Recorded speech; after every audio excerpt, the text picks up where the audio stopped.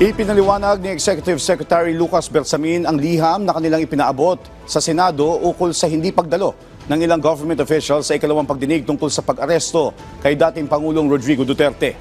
Giit niya, marami ang paksang inilatag ng komite sa imbitasyon nito na palagay nila ay may tuturing na nakapailalim sa executive privilege.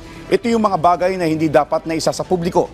Kaya minarapat na lamang nila na sabihan ang mga senador na hindi pwedeng piliting sumagot ang mga cabinet secretary tungkol dito.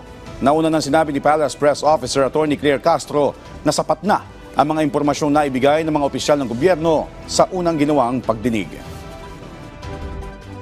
So it was best to get ahead with a letter to the senator and to the Senate President so that they would be formally informed that in that hearing our cabinet secretaries and other executive officers would be not forced to respond to questions concerning those matters. That's the essence of the letter.